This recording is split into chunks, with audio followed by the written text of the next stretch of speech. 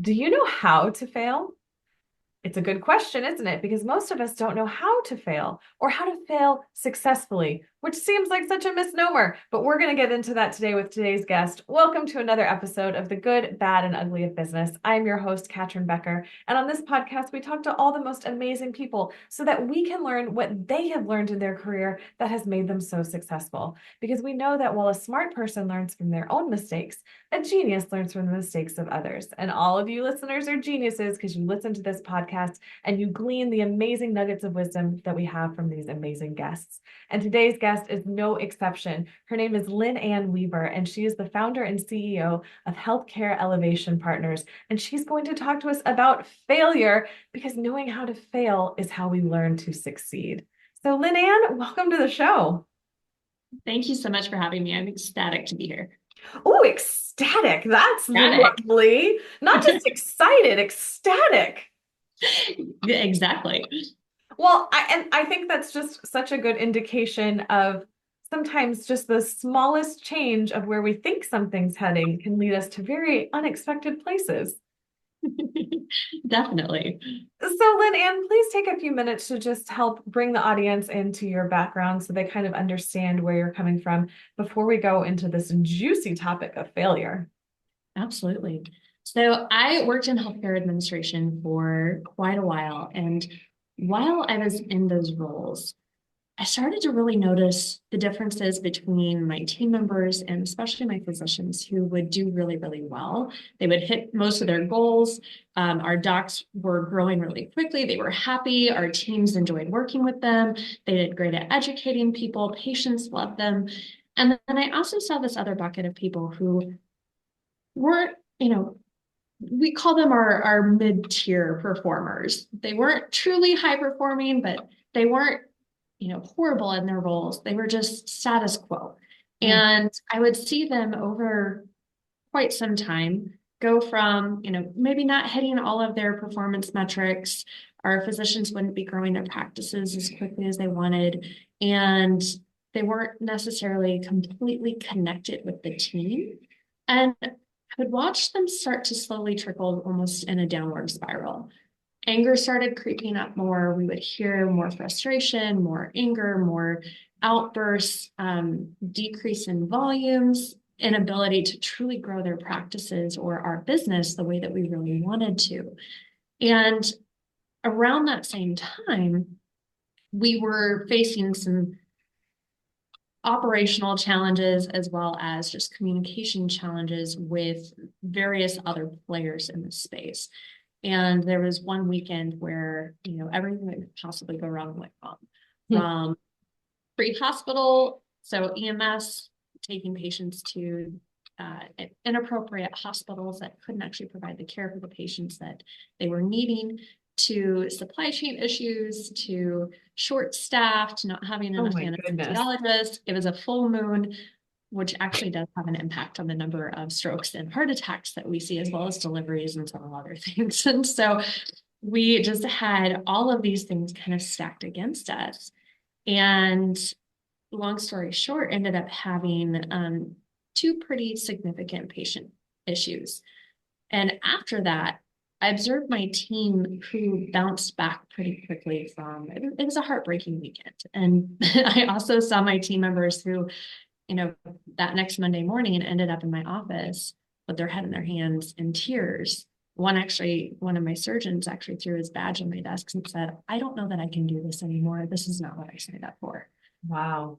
I just went, oh my gosh, like I have to be able to do something to help them. I don't necessarily have the tools right now to be able to walk them up, like talk them off this ledge or really help them bounce back. So I have to figure something out. And I started diving into everything that I could around personal growth and development, leadership development, and resilience. And started to kind of unknowingly put together this framework and formula that I could help my team follow to not just bounce back from some of those failures, like what we had experienced that weekend, but to thrive in their everyday life. Because we know that people who are thriving outside of work are actually more engaged employees and perform better overall.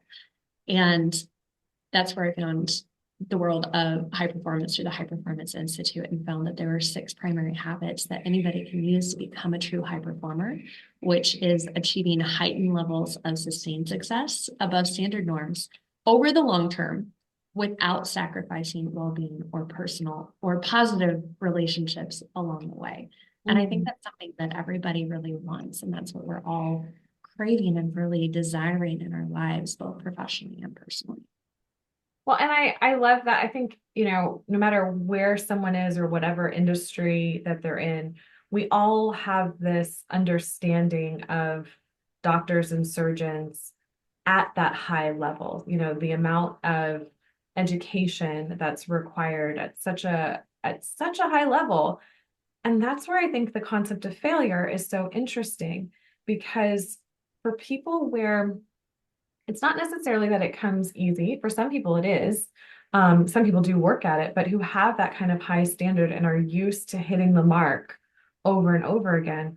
Sometimes when those failures do happen, it can really take them out of it and really um, kind of mess with their sense of self a little bit. Like, who am I if I'm not this person that succeeds all the time? If I'm not the person that gets all A's, right? If we take it back to even younger days that we can all relate to. So I really love being able to talk about the concept of failure because to be human is to be failure. The famous quote is to err is human. And yet that's not always an easy thing for some people to do. That bounce back is tricky. So please talk a little bit more about that and kind of what you've seen in your role when you were in the, administrative role and then now as the healthcare elevation CEO. Absolutely.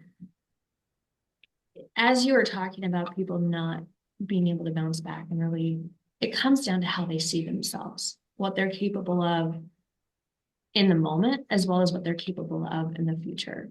When we get into a place of negative thinking, the neurochemistry that is actually created limits our ability to see other solutions, other possibilities, other probabilities. And so we can get very fixated on what's going wrong. Mm, And there are reasons for that from a survival perspective, but that's not helpful in most cases, especially in today's modern world of business. And so when we are looking at somebody who is hypercritical, which a lot of high performers are, they've achieved great things, they've been held to certain standards, whether that's self-imposed, whether it's the society that they're in. With my positions, it was always, you go through med school and essentially are taught you have to be perfect. Otherwise, there is a significant detriment that can happen if you're not. yeah, And literally those life or death. literally life or death. And unfortunately, when they get so connected to that, I'm not doing enough, I'm not good enough, I don't see myself as capable of bouncing back or fixing this, that negative spiral really starts to hit in. And that's also where we start to see an uptick in suicides. Mm. And around that same time of the story I just shared, one of our physicians had actually jumped off the roof of the parking garage at the hospital and committed suicide. Mm. Suicide rates among physicians are, we lose 300 to 400 of them a year. We're already at a deficit of people going into the field of being able to provide the resources that we need. And so something that is so imperative that if we're seeing it at that level, and I know suicide rates have increased significantly and regardless of industry or Yeah, occupation since it's a COVID, terrifying trend. it really is. And so much of that comes down to resilience. And that resilience comes down to how do we view ourselves and how do we see failure? Is failure permanent? And the only way that to answer your question from earlier of how do you fail is stop, is give up, is throw in the towel. Mm. When we look at failure as first attempt in learning, which is one of my favorite acronyms for it, of fail, that's when we can actually start to say, okay, I didn't do it well this time. Now, how do I take a step back, analyze what led to that failure? What do I learn from this? And how do I do better next time?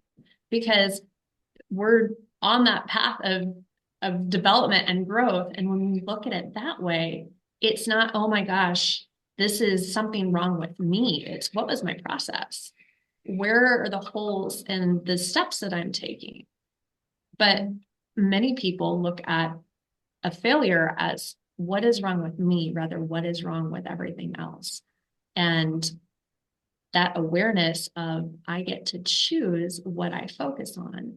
Am I, being hypercritical of self, or am I looking and critiquing the process that I'm following, the habits that I've implemented, habits including mindset, the way that we think, the way that we view the world, the way that we show up, our beingness, everything about us, that is part of a process. And when we start to question the process, it takes that view off of self. And that can often lead to greater resilience, because we learn that it's not, I'm not good enough. I can figure this out. I just have to relook and evaluate the process that I've been following. I had so many thoughts as you were talking about it. I think the first one that comes to mind, I've got younger children, and so we still watch cartoons and movies that come out, and Inside Out 2 has just come out to streaming. So it's been on in our house a little bit. I don't know if you've seen it, but one of the emotions that has a character in this Disney Pixar movie is anxiety. And it's really lovely to see it at that level of how anxiety is trying to help us. And so we can kind of see like, okay, this is trying to push me to make this better, but how it can spiral out of control. And one of the lines in the movie is this "I'm not good enough" idea. And that was really driving the anxiety, because that's the other thing that we see a lot of uptick in anxiety in the people at large. And I know from personal experience that there's definitely a connection between that suicide, that high performing, that I'm not good enough, and how do we disengage that from the sense of self, of the I failed, rather than this thing I tried didn't work. Like, how do people make that switch? Because it's not an easy one, and it's something you have to do very intentionally and very consciously.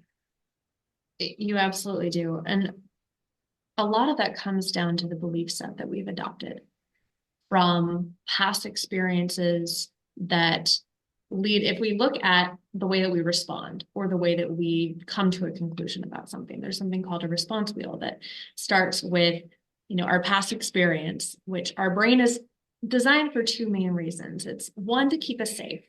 So move us away from pain and towards pleasure, and two, to conserve energy so that bodily functions can continue and that we can thrive. And as it's looking for ways to move us away from pain and conserve energy, that's where habits form. That's where our belief set comes into play that fast. And instead of learning to question our automatic response, until we become aware of it, we just let it run rampant. And then we're at the mercy of anything that happens around us, instead of what we get to show up with and how we show up. And so as we look at that response wheel of, we have a reference point, so a past experience of a situation or circumstance that we faced, and then it goes into what our belief is about experiences that are similar to that. From that belief, we actually form a meaning. So we are meaning making machines. Yes, but we are. and nothing in life has any meaning. Everything is meaningless except the meaning that we give it, which is why you see people who can go through the same exact experience come out and explain it completely differently because of the difference in the meaning that they give it, which ties into their belief set, which goes back to their prior experiences. And so after we make that meaning, that's where we have an emotional response. So a neurochemical release, which triggers certain reactions and oftentimes is setting us up for fight or flight. It's, again, to keep us safe. And so that emotional response happens. And then based off of our past experiences, it kind of goes through this filter process that says, based off of what has happened before and what I believe this to mean, is the emotion that I'm experiencing justified or not? So if I'm really scared, do I have a reason to be scared or not? And then from there, we make a decision on how to respond. Now, when we start to dissect that and we go back to, okay, what really do I believe? So if I believe that I'm not good enough because when I was 7 years old, my mom repeatedly told me that I couldn't do anything right and that everything that I did was, an utter failure. Well, that gets carried into every experience that we have moving forward until we learn how to question that and change it. And then the meaning that we give to those situations, instead of it being about the process, is this is about me. This is why I'm not good enough. So therefore, that's why this isn't working. And learning to question the meaning that we give to a situation gives us so much power and control over our external circumstances and helps us say, I can actually change how I'm viewing this situation. Is it good or bad? Is it positive or negative? Is it effective or ineffective? And actually give it a more empowering meaning so that I'm able to take a different action and respond in a much better way. I love the point of that you made just then. I just want to reiterate it to make sure the audience really sinks into that. But it doesn't necessarily need to be, is it good or bad, but is it helpful or unhelpful? And to really make, because we ascribe meaning to all sorts of things, going back to your point of, oh, this is good for me, this is bad for me. But under the lens of, is this helpful or is this not helpful? For me in this current moment and where my current goals are is really, really interesting. So I'm so curious. I know you work with neurosurgeons, and here we are talking about all of the aspects of how our brain works. Did they find this fascinating to have this like psychology overlay into their understanding of the structure of the brain? Yeah, so we do tie in neuroscience as well as psychology research into all of the methodologies that we use. And surgeons are trained more on the anatomy, Yeah. the functional pieces of it, how to actually do surgery on it, rather than how it makes us work as humans. And so they're worried about it. How does it help us function as our bodies? But when we start to look and talk about how do I help optimize you as a person, as a human being, as having better experiences, light bulbs go on because it's not something that they talk about during their training, and it directly impacts their interactions with every single person, the outcomes that their patients have, and the way that they're able to grow or not grow their businesses. Mm. I think just what I know of scientists and doctors that I'm connected to, I would imagine they would be curious about that and those connections because it's the same, but it's not. For sure. The funny thing is, most of them, we don't dive really deep into it. Like I'll, reference studies and part of it, I think, is at that level, a lot of times you don't ask questions if you don't already know the answer. And Mm, that's something that we really want to normalize is you may be the most brilliant person in the world. You still don't know everything, and that's okay. right. Right. Accepting accepting ourselves for not having to be perfect and not having to know everything actually makes us more relatable. It makes us more effective and it helps us get to the real answer faster and better. Well, I think about the school system and how that doesn't always support asking questions. Yep. Our grades come from just being able to know the answer, and our grades are usually tied to some level of self-worth. Like, as a parent, I've done this. I was, as a child, I received this, like, you get all A's, you get a reward. Like, there's some sort of thing that's tied to that, and that happening over and over again. It's no wonder that we have these very deep rooted belief systems around knowing the answer is directly tied to my value as a person. Absolutely. And yeah, our school systems are set up to help us think in a very similar way to the system that they want us to follow. And I actually speak in schools, and one of the questions that I always pose to the students is, who are you? And who would you be if the world, your friends, your teachers, your family, social media, never told you who you could be. Mm. And what I mean by that is, who are you at your core? What is your true identity? For me, my identity became, I am limitless. Like, what is that one word that's going to define who you are? And I chose that word after when I don't remember if I shared this with you or not, but I chose the word limitless because when I was 16, I had a car roll on top of me. And I woke up in the ICU being told that I would never walk again. And I went, okay, either I accept this prognosis and take on the identity of being limited, of not being able to do the things that I want to, or I can choose a different identity and take the actions that are going to make that true. Mm-hmm. When I decided that, hey, I'm limitless, I pushed. I would find one more thing to try, no matter how often I failed. I couldn't get out of bed for days and days on end and couldn't move. And it literally was like, if can I just move my ankle? Like that is a win. And there were days I couldn't. And so Wow. but I'm not going to give up because if I'm limitless, this is just temporary. And I'm going to figure out a way to change it. And I love that too. There's a quote, and I think I'm going to butcher it, but it's something about, you don't fail until you quit. Yeah. And, I think it's something that bears repeating over and over again, over and over again. And, you and I were talking before we started recording when I, proposed the idea of like, can we talk about failure? And you were like, oh yeah, and just started rattling off some things. So please kind of bring us back in as we are starting to wind down a little bit, and let's kind of dissect failure a little bit more to help the audience really kind of understand it and have some, positive actionable steps that they can take at the end of this podcast episode. Yeah. So there are four primary causes of failure: fear, fatigue, frustration, and feeling all alone. Now, if you are in fear of something, whether it's usually loss of what makes you, your money or your job, your status, whatever I currently have, because that's the society that we've been raised in. What might somebody else think of me or do to me, or, not see me as good enough?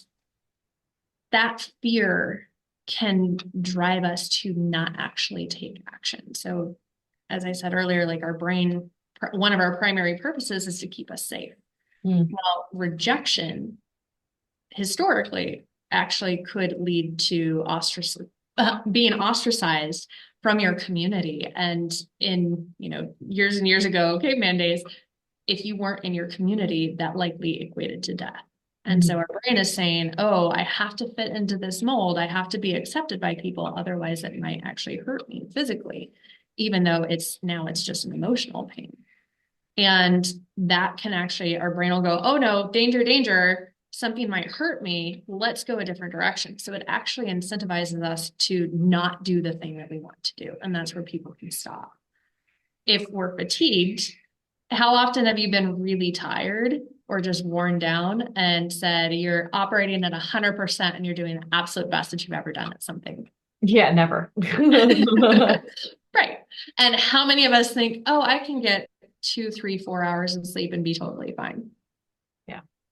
Or I maybe put my nutrition on the back burner because I have all of these other things going on that take more time and are more important, even though we know that if we're not staying up on all of the nutrients that we're needing, our bodies don't perform well.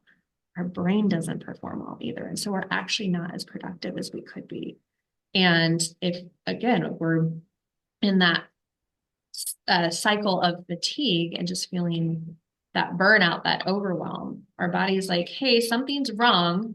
You need to address this. And so I'm going to do everything possible to make you stop what you've been doing, which often is pursuing some goal or dream or something that you're really wanting to make happen.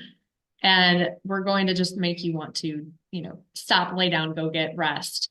And so if we take better care of ourselves throughout that process, we're more likely to succeed. And then frustration, when we're in a negative or like a negative neurochemical state, so frustration being one of those, chronic stress being another, just sad, depressed, overwhelmed, angry, regions of our brain that are responsible for higher level cognitive functions actually get downregulated or kind of inactivated. And so we're not able to perform at the level that we could if we were in a more positive state.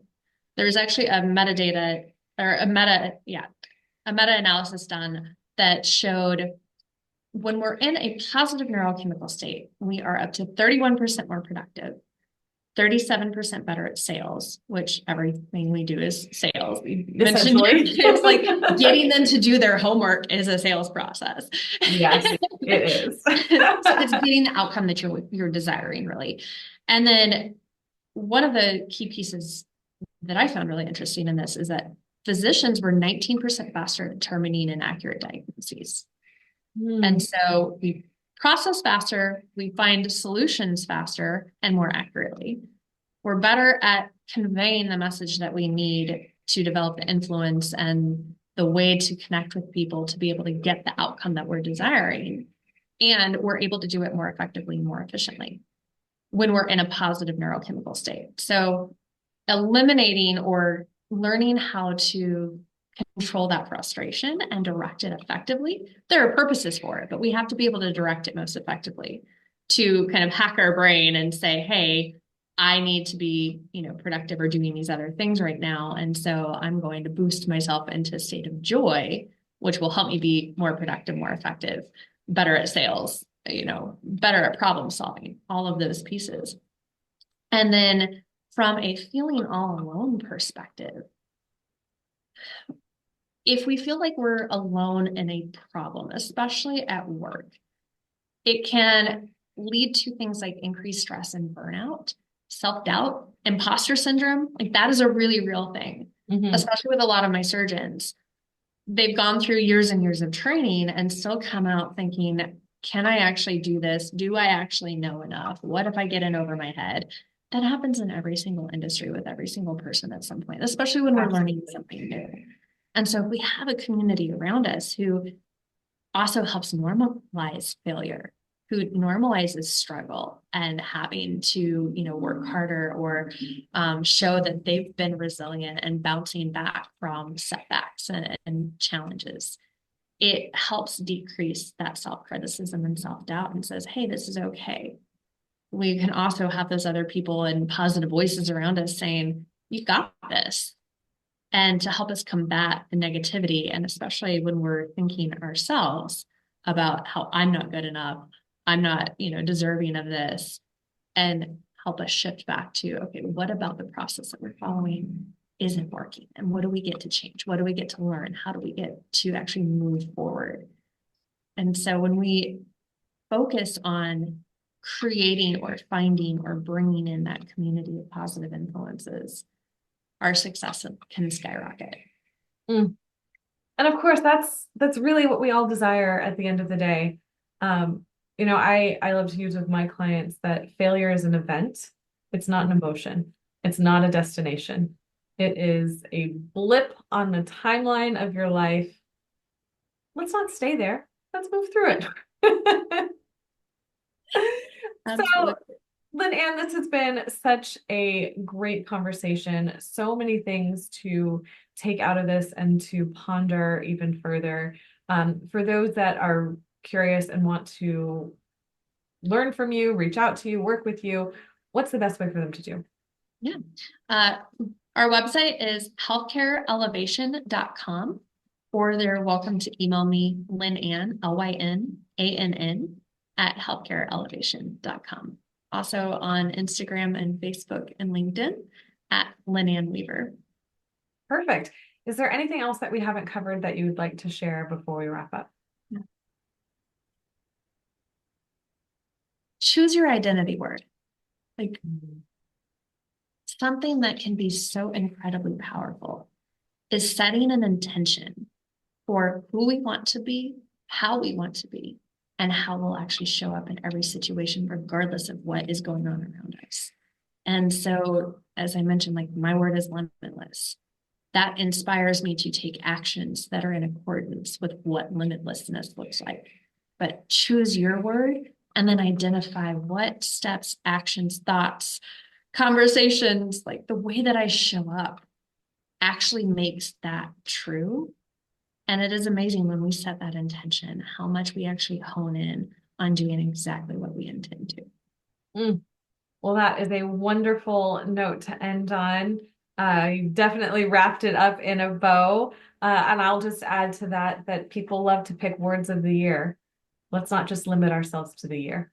Yes, We absolutely. are our own best companion for our entire lives. So we should take as much care as we would for our friends and families and other loved ones for ourselves. Definitely. Thank you again so much for being here. Thank you for having me. To the listeners, thank you so much for being here. I wouldn't do this without you. I'm so grateful for all of your support. Please make sure to like this podcast, share it with your family and friends if you haven't done so already, and be back next time to listen to the next episode because you know I'm going to bring amazing people just like LynAnn Weaver. Until next time, everyone, take care.